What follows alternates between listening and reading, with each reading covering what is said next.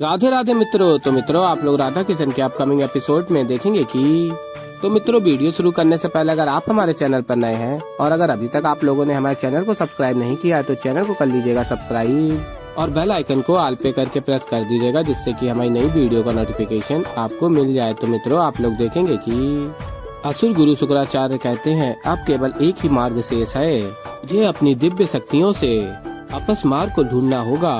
वो राहु और केतु के भांति संपूर्ण नहीं है। और फिर कहते हैं गुरु शुक्राचार्य मिल ही जाएगा। और फिर अपनी शक्तियों का उपयोग करके मार्ग देखते हैं। और फिर आगे आप लोग देखेंगे कि राहु कहते हैं, केतु मुझे पूर्ण विश्वास है, शुक्राचार्य अपनी शक्तियों से अपस मार्ग को ढूंढ लेंगे और कृष्ण की योजना विफल हो जाएगी। और फिर आगे आप लोग देखेंगे कि असुर गुरु शुक्राचार्य अपनी शक्तियों की सहायता से अपस मार्ग को ढूंढ लेते हैं और कहते हैं अपने सेवक से, तुम यहीं रुको, अपस मार्ग भीतर है, अब मुझे उसे एकांत में जागृत करना होगा। और फिर शुक्राचार्य जाते हैं अपस मार्ग के समक्ष। और फिर तभी राहु कहता है केतु से, मैं अत्यंत उत्सुक हूँ ये देखने के लिए कि कैसे शुक्राचार्य अपनी योजना को सफल करेंगे। और फिर तभी केतु कहता है, मैं भी। और फिर आगे आप लोग देखेंगे कि असुर गुरु शुक्राचार्य अपनी शक्तियों की सहायता से अपस मार्ग को जगाते हैं। और फिर आगे आप लोग देखेंगे कि महादेव नृत्य कर रहे होते हैं और बलराम दाऊ को आभास होता है कि मुझे अचानक ऐसा आभास क्यों हो रहा है कि कुछ अनिष्ट होने को है। और फिर बलराम दाऊ रेवती जी से कहते हैं, रेवती जी मैं अभी आता हूँ। और फिर श्री कृष्ण और बलराम दाऊ वहाँ से चले जाते हैं।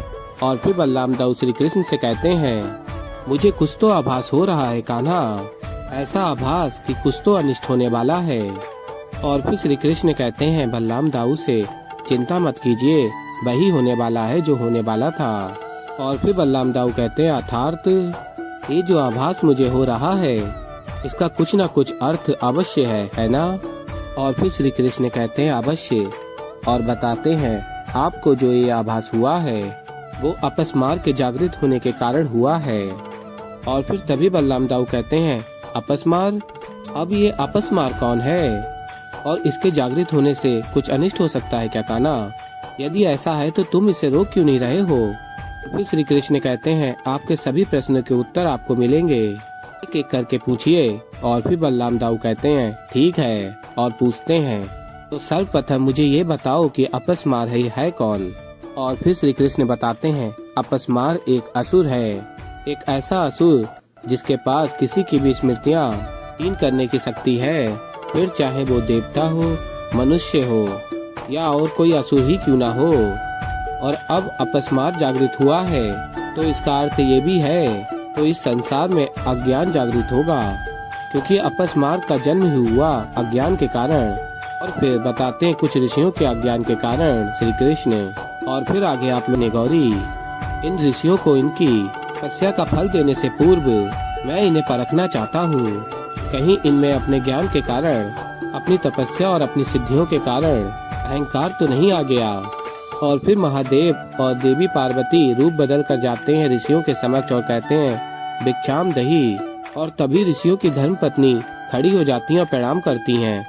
और फिर कृष्ण जी बताते हैं, ये सभी ऋषि अपने ज्ञान के अहंकार में कुछ इस प्रकार चूर्ण हो गए कि साक्षात महादेव और देवी पार्वती को नहीं पहचान पाए, उन्हें प्रणाम तक नहीं किया। तत्पश्चात सब कुछ अनिष्ट होने लगा। और फिर ऋषि मुनि की धर्म पत्नी कहती हैं, मैं अभी आपके लिए कुछ लेकर आती हूँ। और तभी ऋषि मुनि अपनी धर्म पत्नी से कहता है, मूर्ख, पहले तो तुम यज्ञ छोड़कर उठी, यज्ञ छोड़कर जाना चाहती हो, अनिष्ट करना चाहती हो, कदापि नहीं। वक्त क्या देख रहे हो, जाओ कहीं और से भिक्षा लो, अन्यथा हमारे यज्ञ में विघ्न डालने का परिणाम अच्छा नहीं होगा। और फिर देवी पार्वती कहती हैं, आप महादेव का यज्ञ कर रहे हैं और मैं महादेव की भक्त हूँ, महादेव के नाम पर थोड़ी सी बिता है। और फिर सभी ऋषि मुनि अपनी शक्तियों का उपयोग कर रहे होते हैं। और तभी धर्म पत्नी कहती हैं, आप दोनों जाइए, महादेव और देवी पार्वती से हम आपसे विनती कर रहे हैं, कृपया आप जाइए यहाँ से। और तभी महादेव कहते हैं, देवियों, आप हमारे लिए चिंता कर रही हैं उसके लिए धन्यवाद, परंतु अब हमारा यहाँ से जाना उचित नहीं होगा। ये जो भी करना चाहते हैं उसका सामना करने के लिए हम तत्पर हैं। और फिर तभी ऋषि मुनि अपनी शक्तियों से अपस मार्ग को प्रकट करते हैं और फिर अपस्मार कहता है प्रणाम गुरुदेव ऋषि मुनियों से।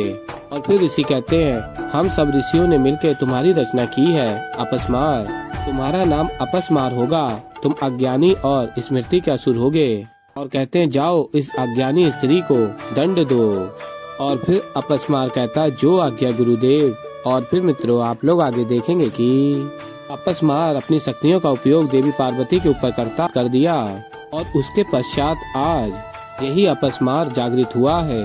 और फिर बलराम दाऊ कहते हैं यही अपस्मार की शक्तियों से स्वयं देवी पार्वती महादेव तक को भूल सकती हैं, तो इसका अर्थ तो यही है कान्हा कि हम में से कोई भी सुरक्षित नहीं है। और आगे बताते हैं बलराम दाऊ इसका अर्थ तो यही है कि अगर अपस्मार यहाँ आ गया तो यहाँ उपस्थित सभी स्त्रियाँ जो इतनी अधिक प्रसन्न हैं, जो महादेव के नृत्य को देखकर महाभाव को बस अनुभव करने ही वाली हैं, वो सभी सब कुछ भूल जाएंगी। और फिर बलराम दाऊ कहते हैं नहीं कान्हा ये तुम नहीं होने दे सकते, ये तुम भला कैसे होने दे सकते हो। और फिर श्री कृष्ण कहते हैं अब दाऊ होनी को कौन टाल सकता है। और कहते हैं आगे श्री कृष्ण ने बलराम दाऊ से आप चिंता क्यों कर रहे हैं, अभी तो अपस्मार जागृत हुआ है, यहाँ पहुँचा तो नहीं है। और फिर बलराम दाऊ कहते हैं तो क्या कान्हा उसके यहाँ आने तक हाथ पे हाथ धरे बैठे रहेंगे, उसे यहाँ आने से रोकना होगा, मैं ऐसा कदापि नहीं होने दूंगा। तो ऐसे ही मित्रों आगे और भी बहुत कुछ देखेंगे। तो अभी के लिए इस वीडियो में इतना ही। तो मित्रों अगर आप लोगों को हमारी वीडियो पसंद आई हो तो वीडियो को कर दीजिएगा लाइक और चैनल को कर लीजिएगा सब्सक्राइब और बेल आइकन को प्रेस कर दीजिएगा, जिससे कि हमारी नई वीडियो का नोटिफिकेशन आपको मिल जाए। तो मैं मिलता हूँ जल्दी आप लोगों को एक नई वीडियो के साथ। तो तब तक के लिए मित्रों राधे राधे।